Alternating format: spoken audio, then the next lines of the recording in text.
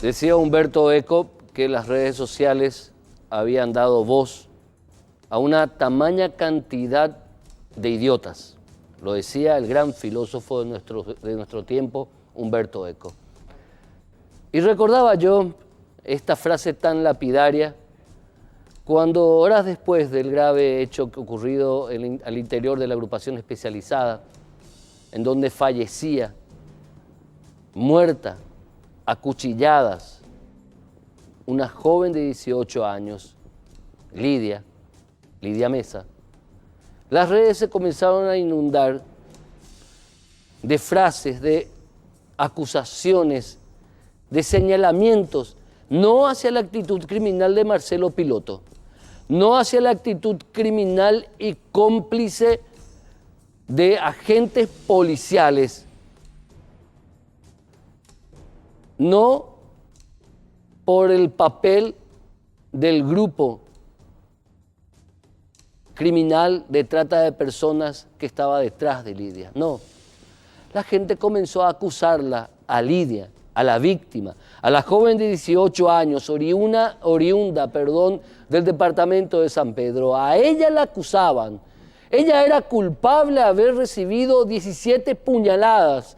Ella era la culpable de haber sido asesinada por un narcotraficante asesino confeso, a quien los medios de comunicación le dimos visibilidad y hago yo el mea culpa por lo que me toca. A ese asesino y criminal, hoy extraditado, la prensa le dio visibilidad, le dio voz a ese asesino. Penosamente las redes sociales se llenaron de acusaciones, se llenaron de sentencias, no contra ese criminal asesino, sino contra su víctima. Qué mal está la sociedad paraguaya cuando hay silencios que duelen y sentencias que indignan, como en la que se acusa y se sentencia a la víctima fatal de un horrible asesinato como la corresponsable de la suerte, porque ella se lo buscó, porque ella luego se dedicaba a situaciones no claras, porque ella luego se fue junto a ese asesino. Qué mal estamos como sociedad si seguimos culpando a las víctimas de este tipo de hechos como corresponsables de los que les pasa.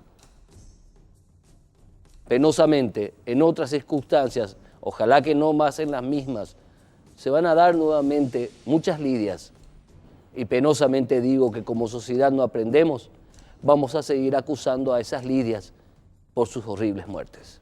Vamos a la pausa.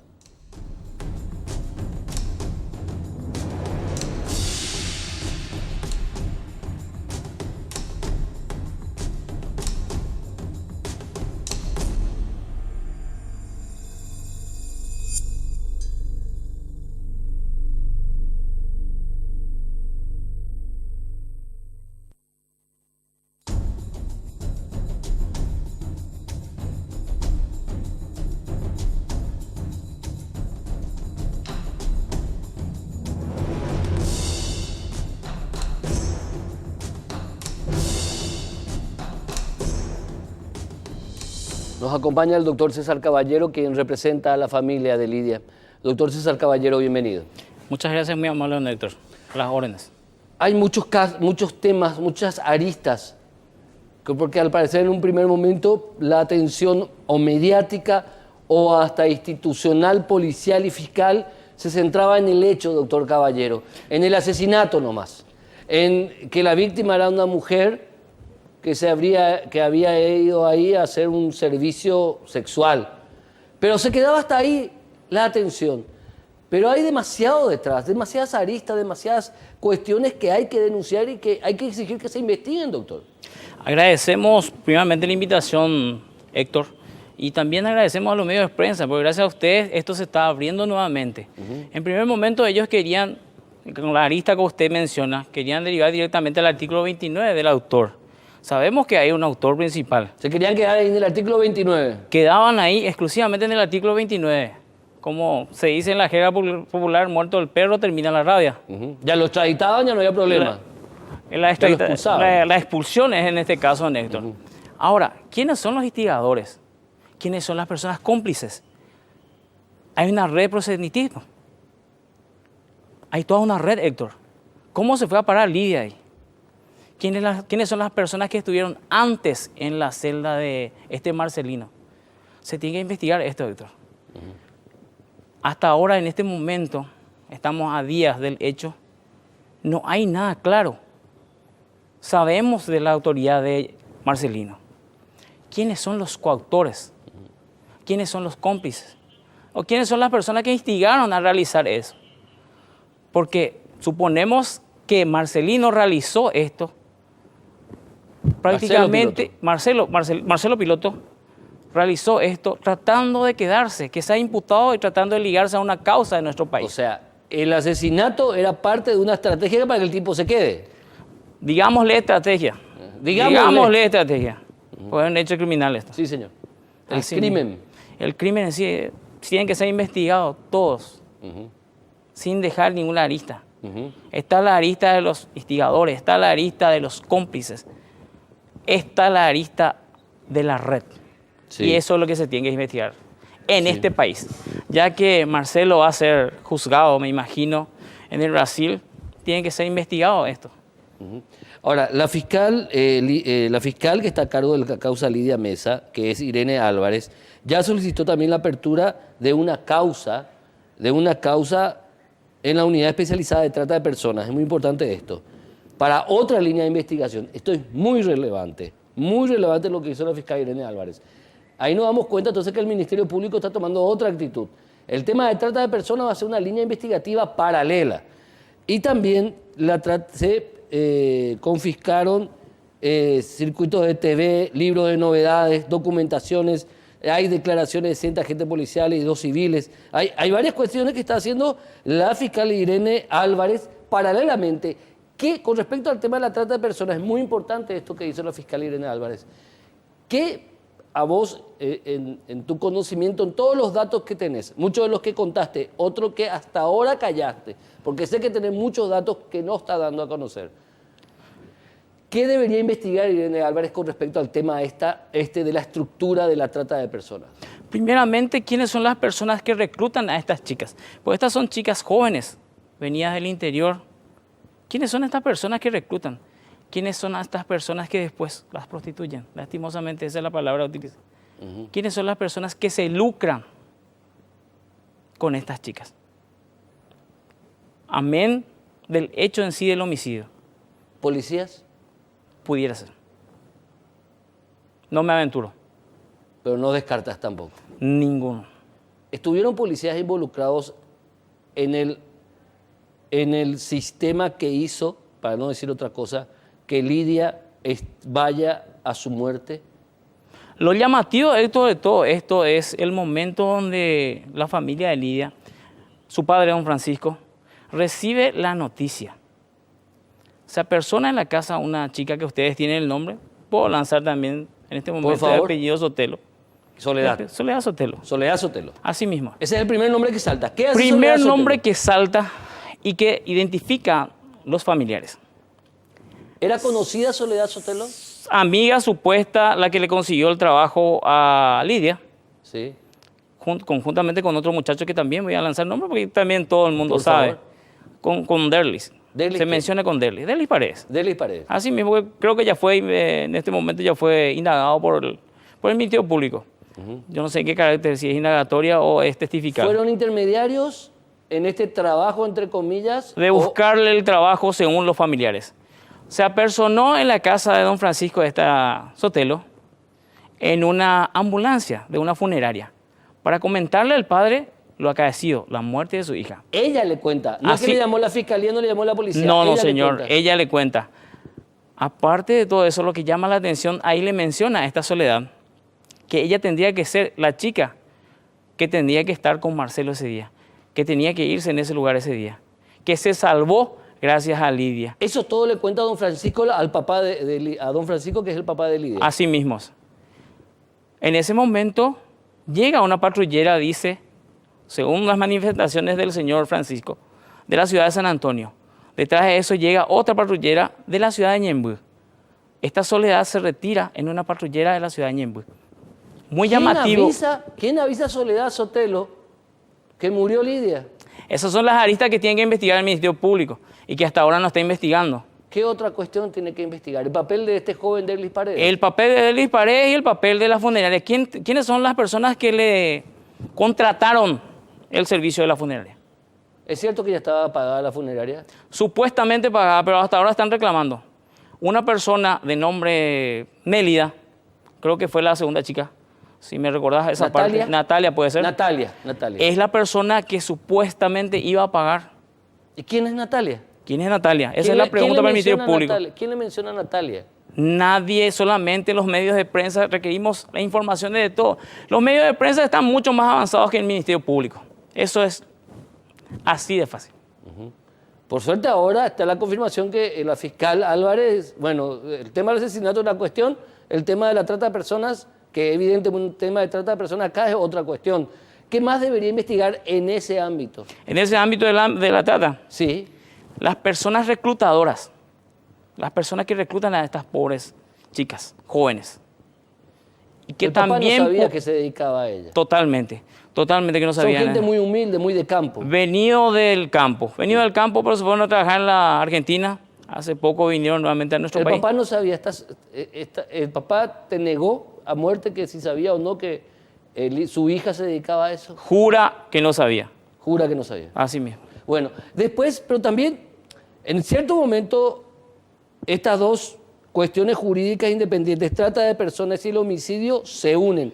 Se unen en el momento de que alguien en nombre de Marcelo Piloto llama a la Soledad o a la Natalia, porque no se llama directamente a Lidia, y hace el contrato. ¿Quién es esa persona? ¿Se sabe eso? Hasta ahora no, la línea investigativa todavía no surgió en eso. Porque vos sabés que es relevantísimo. Totalmente, ¿quién? Tiene que caer la cadena. Porque tiene que haber una cadena. ¿Quién le contrata? ¿Quién le llama? ¿Quién le lleva? ¿Quién le promociona? No, pero ese día, ¿quién le lleva? No, nadie sabe eso. ¿Te das cuenta que hay muchísimas dudas? Bastantes dudas, bastantes. Esta representación hasta ahora no fue llamado por el Ministerio Público para dar información de lo que tenemos. Hay cosas que yo no te puedo lanzar por el principio mismo que comprenderás. Hay cosas que la familia también quiere decir. En este caso la investigación está en reserva, pidió reserva, ¿verdad? Pero son... Excelente la reserva. Perfecto, podemos decir la reserva. Pero también se pueden perder informaciones muy valiosas para esto. Especialmente el papel de la Soledad Sotelo, el papel de Natalia, que yo no sé el apellido. ¿Vos sabés el apellido? No manejo el apellido. Y el papel de Derlis Paredes. Y el papel de la funeraria que fue contratada. Porque alguien le contrató a la funeraria. Hay que recordar también que Derlis Paredes ya declaró el miércoles pasado. Vamos a ver cuando se revele a ver qué declaró. Pero Derlis Paredes sale en su Instagram y en su Facebook rodeado de chicas muy jóvenes. Él es muy joven también, pero rodeado de chicas muy jóvenes que no necesariamente están vestidas están vestidas prácticamente como una... hasta en ropa interior, en poses. Hay una fiscalía especializada que investigue, que se le investiga a las chicas. Tienen nombres, tienen fotografías. ¿Por qué no se investiga eso? ¿Qué otro dato te llama la atención que debería ser investigado, doctor? Las personas que salen en las fotos justamente con este muchacho. Con Derlis Paredes. ¿Por qué mismo deberían ser investigadas esas personas? Tendrían que ver, porque las chicas salen también con las mismas personas. ¿No le parece muy llamativo? Son chicas muy jóvenes. Saliendo con personas... Saliendo con personas conocidas. Que a esta altura creo que ya se borraron. Pero hay medios de prensa que ya publicaron, creo. Que se investigue. La investigación no significa nada. No significa culpabilidad. ¿Vos crees que se desligue eso? ¿Vos crees que o suponés que esta es una red que proveía de servicios sexuales al interior de centros penitenciarios? La investigación apunta a eso. ¿Por qué no se hace entonces ahora mismo una auditoría de las personas que ingresan a las privadas? A ver si son las mismas chicas con documentos. ¿Por qué no se hace una auditoría de eso? ¿Por qué no se ve eso? Yo creo que el Estado se tiene que inmiscuir un poquitito más. También el Poder Ejecutivo en este sentido, a través de sus ministerios. 2 veces se fue, pero la primera había sido en abril, en octubre, y después ahora. Abril ella tendría 17 años. ¿Cuándo ella fue? cumplió 18 en el mes de octubre. mayo. ¿Cuándo, según la información confirmada, cuántas veces fue ella junto a Marcelo Piloto? No hay ninguna información confirmada de eso. No hay ninguna información. Son conjeturas. ¿Quién mostró esos documentos de que ella ingresó en ese lugar? No hay ningún documento. Hasta ahora son conjeturas. Lo que hay que ver también otra cuestión. Si en el libro de novedades del sábado aparece el ingreso de Lidia Mesa junto a Marcelo Piloto, porque si no llega a aparecer el nombre de Lidia Mesa en el libro de novedades de la Guardia de la agrupación especializada, estamos hablando de un encubrimiento. Totalmente. ¿Dónde está el libro de novedades? Ya tiene la fiscal del caso. ¿Por qué no se publica? Eso sí es muy irresponsable de la parte, creo que de la Fiscalía, de no publicar eso, porque también ahí se verían las personas que ingresaron antes que Lidia.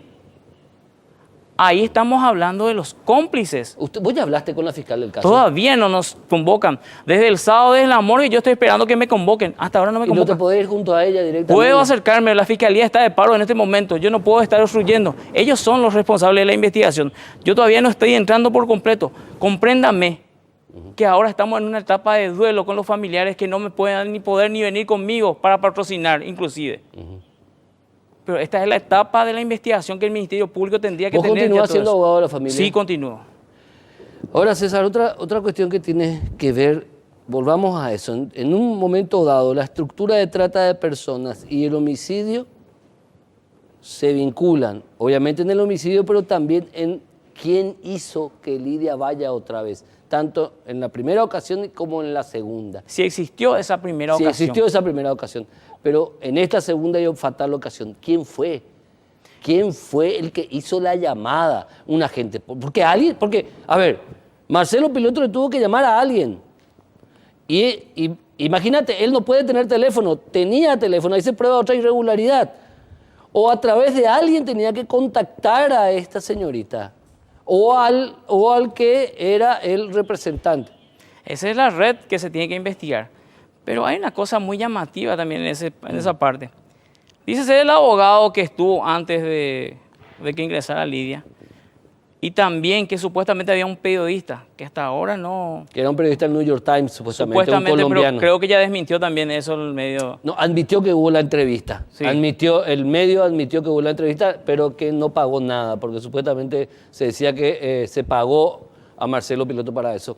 Pero había una vinculación más allá, o sea, la familia sabía de regalos que tenía Lidia. Los medios de ustedes inclusive se fueron a la casa de los padres de Lidia. Ven la forma como viven. Ahí no hay ninguna lujería. Hasta ahora no están pagando los gastos de sepelio. Les cuento que no están pagando los gastos de sepelio. No hay.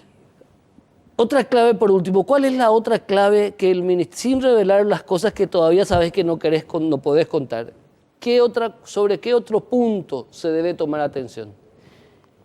Sobre el homicidio mismo, a través de eso, el homicidio mismo. ¿Quiénes son los coautores? ¿Quiénes son los que le indujeron a hacer eso? Marcelino en todo caso no pudo haber sabido qué hacer para quedarse y no ser extraditado. ¿No le parece muy llamativa esa parte? ¿Otros miembros de la familia no sabían a qué se dedicaba ella? Ninguno. Eso desmiento también categóricamente que uno de los supuestos primos. He visto en uno de los medios digitales que aparece que supuestamente el primo trataba. ¿Quién era el primo? Supuestamente Derlis. Derlis no es el primo. Ah. Ahí eso desmiento. Ese es un punto muy álgido también. Perfecto. Muchas dudas, doctor, personalmente. Solamente dudas. Doctor César Caballero, muchísimas gracias, querido. A usted muchas gracias. Y muchas gracias por el apoyo que sigo recibiendo de la prensa. Perfecto. Que se esclarezca quiénes están o quiénes incitaron, quiénes promovieron, quiénes facilitaron que Marcelo Piloto ese día mate a una inocente y joven mujer. Vamos a la pausa.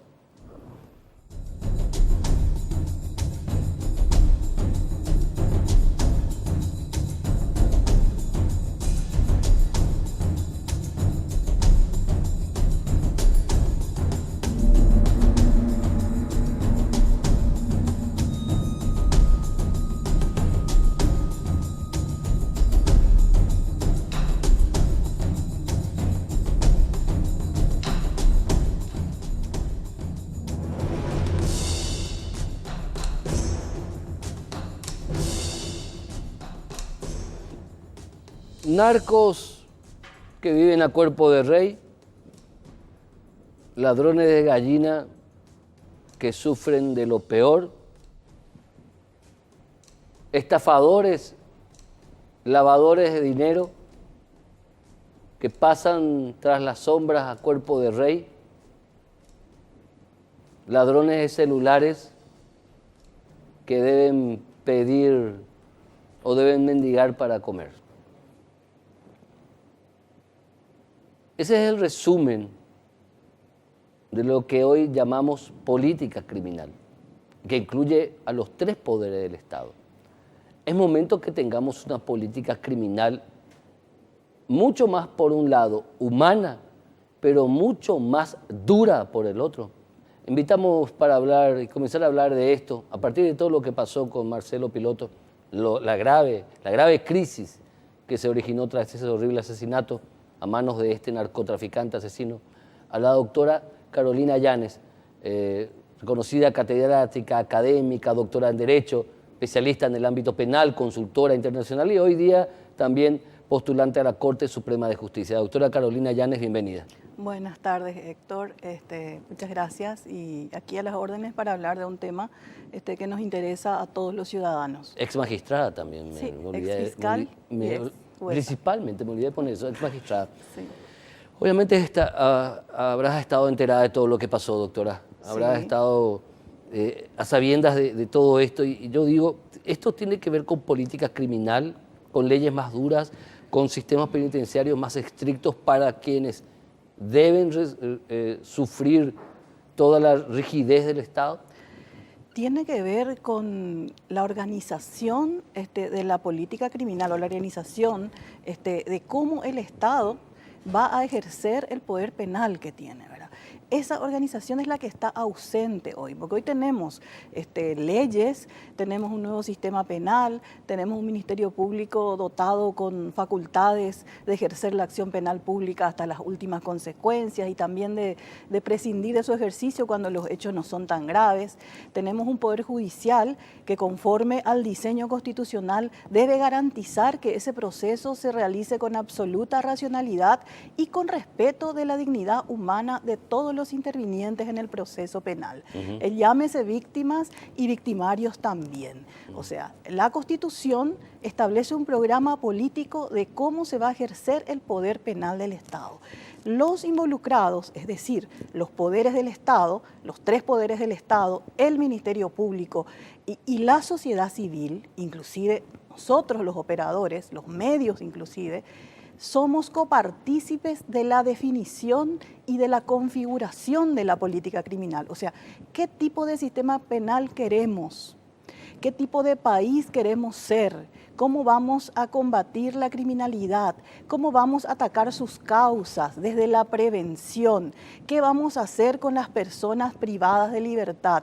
¿Dónde vamos a llevar a las personas condenadas? ¿Qué va a pasar después de las condenas?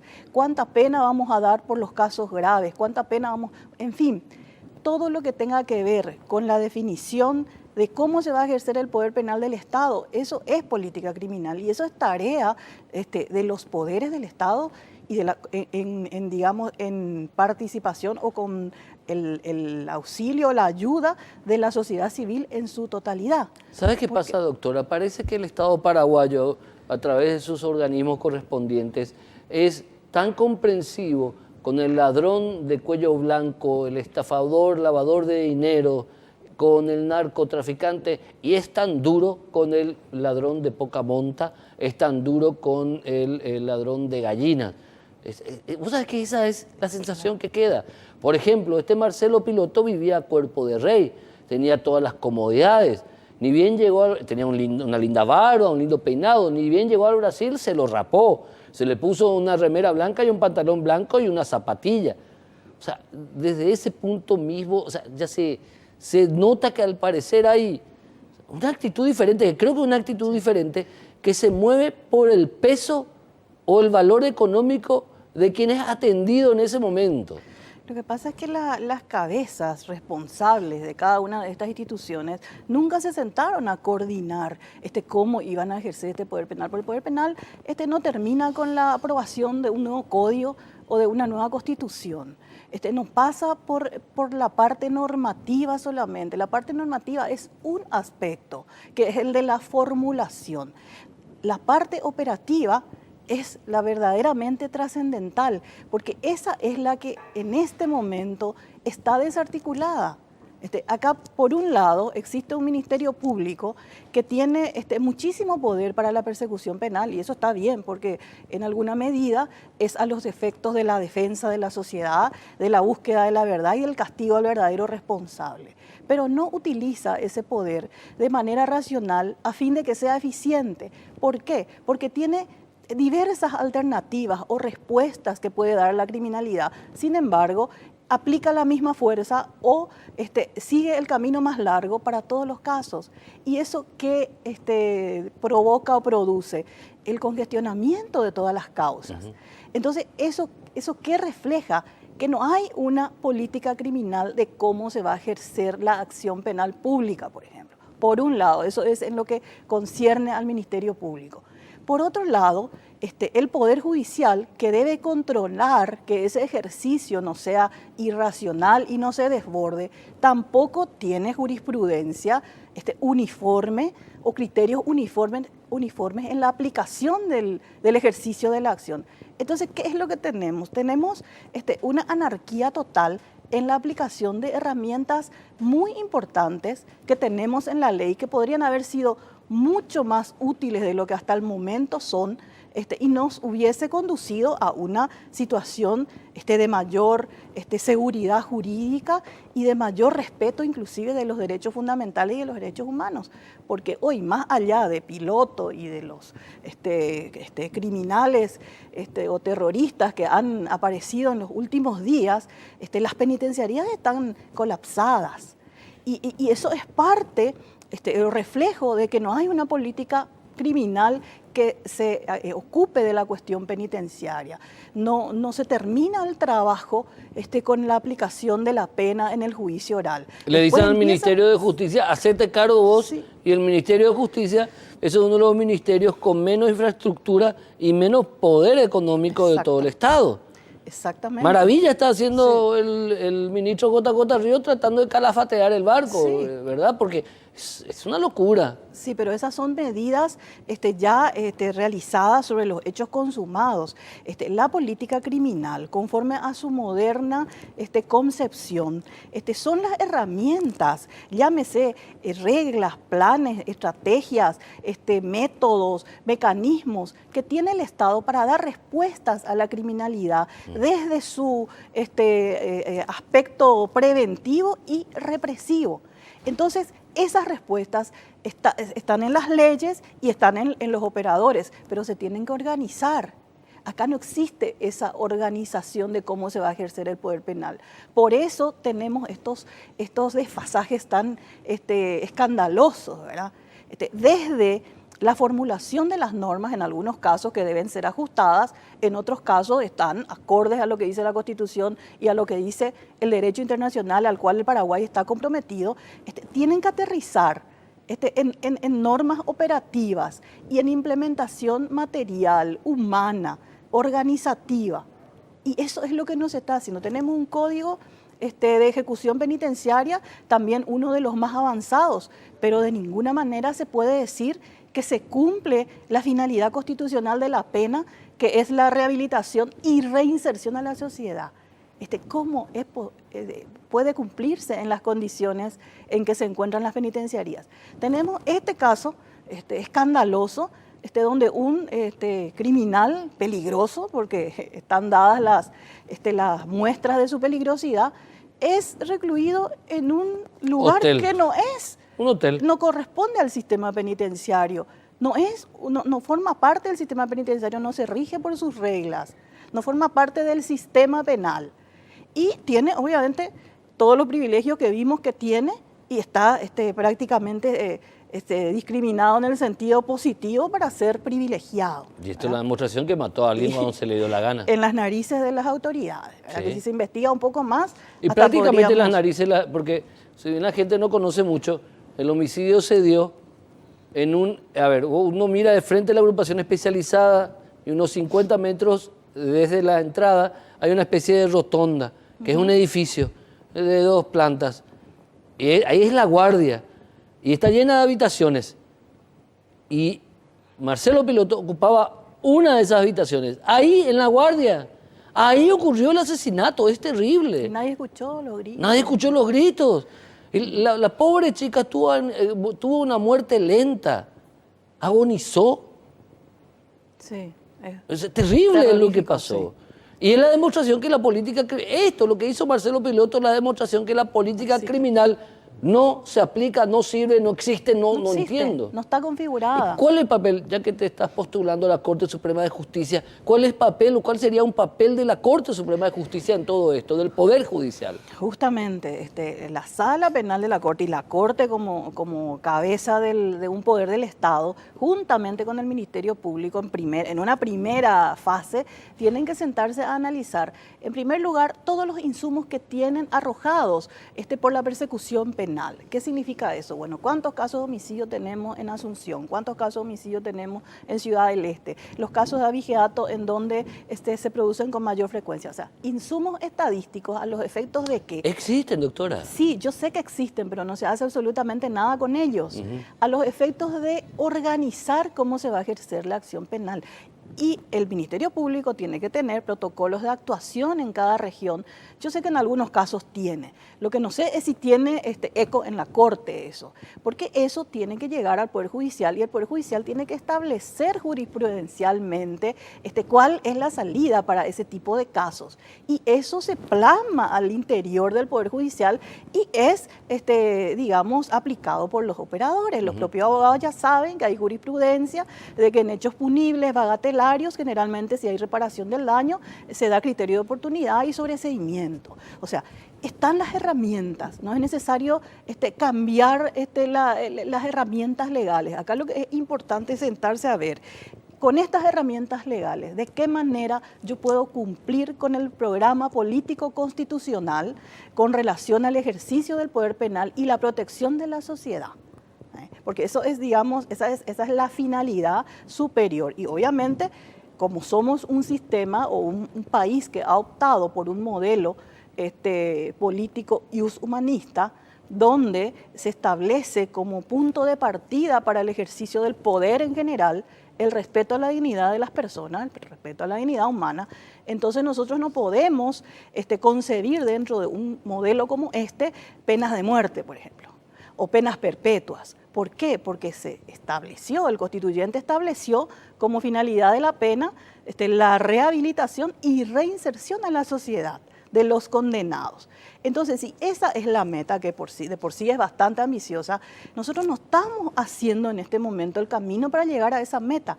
Y ese camino se tiene que hacer desde el Poder Judicial, desde la Corte Suprema de Justicia, concretamente desde la Sala Penal a la que estoy postulando, y la Fiscalía General del Estado, que a su vez deberán estar en permanente coordinación con el Poder Legislativo y el Poder Ejecutivo. ¿Y dónde está la clave? Está en eso, pero cuando me decís, doctora, si de repente accedes a la Corte Suprema de Justicia, tu lineamiento va a ser obviamente penal, porque vos sos penalista de cuna y de alma, sos penalista. Soy apasionada. Apasionada para lo penal. Sí. Y en base a tu experiencia, ¿se debe construir más cárceles? ¿Se debe tener leyes más duras? Tenemos que tener cadena perpetua, tenemos que tener discriminación de tipos entre internos condenados y internos procesados. ¿Qué debemos hacer? ¿Dónde está la clave? No, y la clave está en sentarse a organizar cómo se va a ejercer el poder en todas sus etapas, desde la configuración misma de las leyes. En algunos casos seguramente que vamos a tener que revisar alguna normativa, siempre dentro del esquema constitucional que te acabo de señalar, el modelo o el diseño humanista. Pero lo que tenemos que hacer más allá de retocar las leyes o de modificar las leyes es cumplir con las leyes. Eso es lo que nos está haciendo. Acá, en la mayoría de los casos, o sea, mucho en el sistema procesal, por ejemplo, muchísimos artículos están prácticamente en desuetudo. Directamente no se cumplen. Y la fase penitenciaria, que es, digamos, el último, el último estadio, la última etapa del proceso penal, donde tendrían que lograrse todos esos objetivos y alcanzarse todas esas finalidades, está en las condiciones en las que se encuentra actualmente. O sea, construyendo más cárceles, solamente lo que se va a hacer es descongestionar lo que hoy tenemos, pero todavía no se soluciona el problema de fondo, el problema de raíz, que es por qué tenemos tantas personas privadas de su libertad cuando tenemos un código que dice que la libertad, mientras no haya condena, es la regla y que tenemos que someterlos a controles que los sujeten al proceso, pero que no tienen que ser privativos de libertad precisamente. Tenemos muchos mecanismos, están los mecanismos electrónicos de los brazaletes y las tobilleras que perfectamente se pueden incorporar para cumplir con este cometido y no convertir el sistema en un depósito, o un hacinamiento de personas que lo único que hace es replicar o multiplicar o reproducir la criminalidad, porque en algún momento salen y eso nuevamente tienen que vivir entre todos nosotros. Entonces, ¿qué es lo que estamos? Estamos en un círculo vicioso del cual no podemos salir porque no existe una voluntad política que está, para mí, patente de organizar el poder penal. Y esto es... no basta con tener un código vanguardista o una constitución garantista o construir palacios de justicia lujosos o penitenciarías de máxima seguridad superpoderosas si no estamos cumpliendo las normas que nos van a permitir utilizar de manera eficiente y útil todas esas infraestructuras materiales. Sin contar que la mafia permite beneficios al interior del sistema penitenciario, y beneficios que obviamente gozan los poderosos, narcotraficantes, lavadores de dinero. O sea, la joda sigue, discúlpame esa expresión. Y desde el momento, o sea, estamos hablando de la corrupción está enraizada de manera estructural dentro del sistema, o sea, no es solamente el Poder Judicial, es la policía, es el Ministerio Público, es la misma, somos los mismos operadores, hablo así de manera general. ¿Por qué? Porque todos están buscando una salida o una rendija como para poder torcer lo que dice la norma. No litigan de manera directa, hacen una litigación incidental y no van hacia digamos, el camino regular, que es el averiguar la verdad. Y en todo caso, si se llega a la verdad y esa verdad me favorece, pues ganaré el proceso. Doctora Carolina Yáñez, muchísimas gracias. Gracias. Éxitos en su postulación. Muchas gracias. Perfecto. La doctora Carolina Yáñez, reconocida penalista, ex magistrada y hoy postulante a la Corte Suprema de Justicia. Política criminal que hay que sentarnos todos a revisar un poco, porque está mal la cuestión. Vamos a la pausa, a la vuelta, la visita de un distinguido profesor.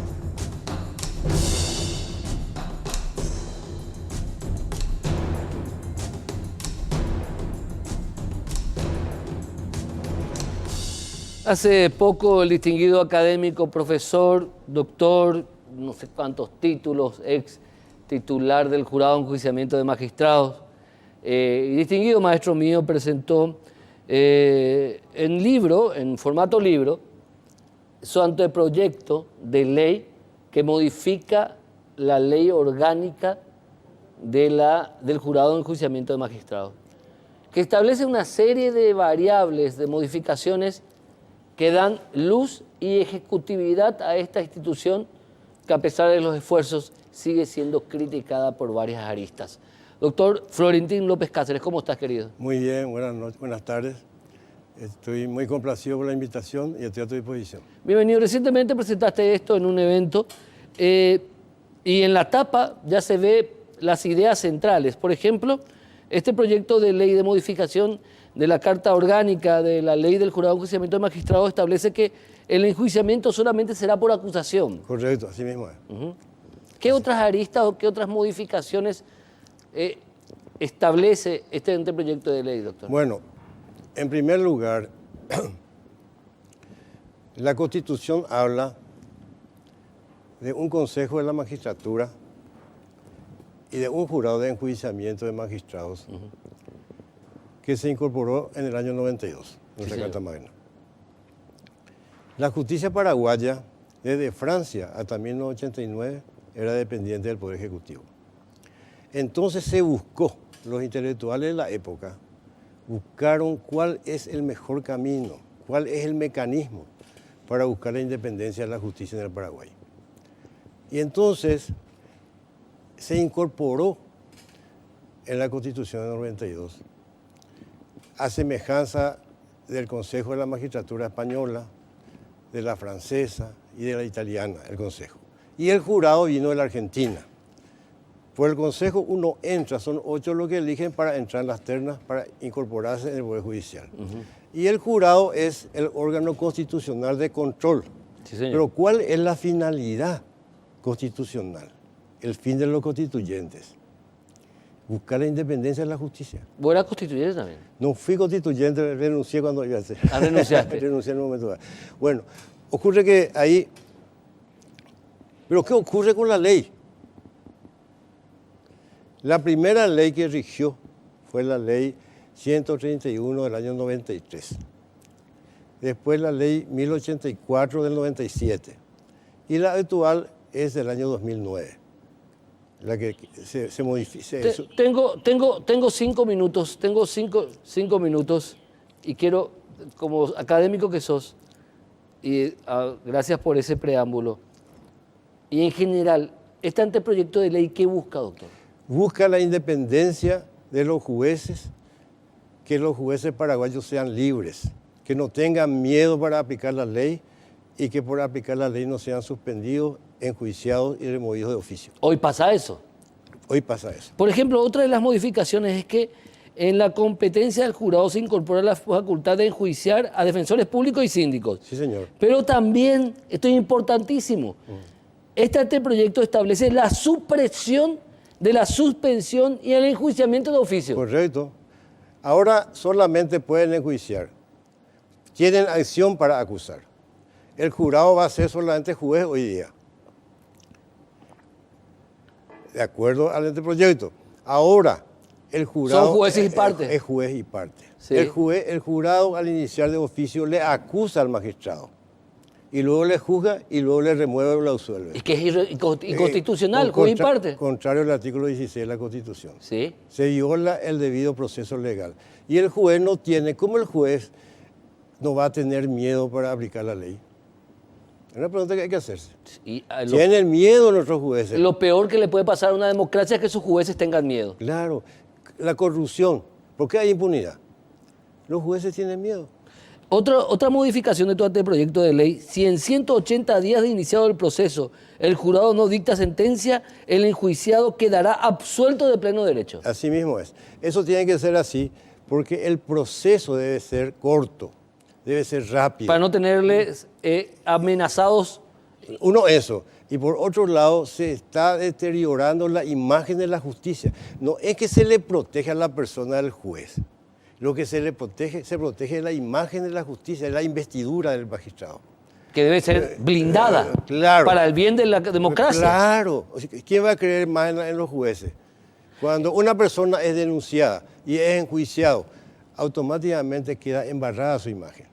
Totalmente de acuerdo. Finalmente, este anteproyecto de ley ya fue presentado en el ámbito... No todavía. Todavía yo entiendo que los parlamentarios tienen que presentar, buscar, esto debe ser una causa patriótica, se tiene que hacer por el bien del país y que... ¿No le vas a pedir a algún legislador, a una legisladora que presente? No, yo estoy pensando de que debe ser, uno por bancada tiene que firmar el proyecto para que entre en una de las cámaras.